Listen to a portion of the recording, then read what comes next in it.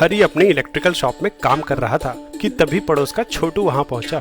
आपके पास स्टेबलाइजर है क्या? पर तुझे क्यों चाहिए? बस आप जल्दी से दे दो। सीलिंग फैन खराब हो गया है और शाम को मेहमान आने वाले हैं। एक पुराना 12 वोल्ट का फैन चलाना है। स्टेबलाइजर तो वोल्टेज फ्लक्चुएशंस रोकने के लिए इस्तेमाल होता है। 220 से 12 वोल्ट एसी चाहिए तो स्टेप डाउन ट्रांसफार्मर ही ऑप्शन है। ऐसा करो, ये डोरबेल का ट्रांसफार्मर ले जाओ। हरी ने छोटू को ट्रांसफार्मर दे दिया, पर थोड़ी देर बाद छोटू वापस आ गया। भैया, ट्रांसफार्मर तो खराब है, फैन नहीं चल रहा, बस आवाज कर रहा है। ट्रांसफार्मर तो ठीक था, रुको मैं चल के चेक करता हूँ। हरी पहुँचा तो छोटू ने पूरी बात बताई। ये काफी पुराना पंखा है जो 12 वोल्ट की सप्लाई पे चलता है। घर में 220 वोल्ट की सप्लाई आती है, इसलिए मैं आपसे ट्रांसफार्मर लेके आया था। हरी ने देखा कि फैन एक ही जगह वाइब्रेट कर रहा है। उसे कुछ शक हुआ तो उसने फैन की रेटिंग चेक की। ये तो डीसी फैन है, इसलिए एसी करंट में नहीं चल रहा। DC fan? ये बैटरी से चलने वाला पंखा है जो कि डीसी करंट प्रोवाइड करती है। डीसी मोटर को डीसी सप्लाई से जोड़े तो उस पे कांस्टेंट टॉर्क लगता है। वहीं एसी सप्लाई से जोड़ने पर पंखे पे लगने वाला टॉर्क लगातार डायरेक्शन बदलता रहता है। इस ट्रांसफार्मर से एसी सप्लाई आ रही है, इसलिए पंखा एक ही जगह वाइब्रेट कर रहा है। तो अब क्या करें? एसी को डीसी में बदलना होगा।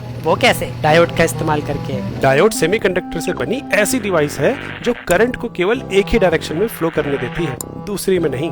एसी करंट लगातार अपनी डायरेक्शन बदलता है। अगर डायोड को सोर्स के साथ ऐसे लगाएं तो करंट केवल एक ही डायरेक्शन में फ्लो करेगा, दूसरी में नहीं। लेकिन यहाँ तो आधा करंट ब्लॉक हो गया। कम करंट में तो कम पावर मिलेगी ना? हाँ, इसलिए इस सर्किट को हाफ वेव रेक्टिफायर बोलते हैं। पूरा करंट एक ही पोलैरिटी में लाने के लिए फुल वेव रेक्टिफायर सर्किट बनाना पड़ेगा। मतलब जब करंट पॉजिटिव साइकिल में है तो लोड सोर्स के साथ ऐसे जुड़ा होना चाहिए, और जब नेगेटिव साइकिल में है तो ऐसे। इस अरेंजमेंट में लोड से हमेशा करंट एक ही डायरेक्शन में फ्लो करेगा। इसको हम दो हाफ वेव रेक्टिफायर्स की तरह भी देख सकते हैं। अब बस इन दोनों को किसी तरह एक साथ जोड़ना है। दो हाफ वेव रेक्टिफायर्स को सीधे सीधे नहीं जोड़ सकते, क्योंकि या तो ये ओपन सर्किट की तरह काम करने लगेगा या फिर एक शॉर्ट सर्किट की तरह। अगर थोड़ा ट्राई करोगे तो पाओगे कि ब्रिज कॉन्फ़िगरेशन में दो डायोड्स के सारे कॉम्बिनेशंस किसी एक हाफ साइकिल के लिए या तो सोर्स को शॉर्ट सर्किट कर देंगे या ओपन। इसलिए यहाँ दो एक्स्ट्रा डायोड्स ऐसे लगाने होंगे कि पॉजिटिव साइकिल के लिए इस पाथ से करंट फ्लो हो और नेगेटिव साइकिल में इस पाथ से।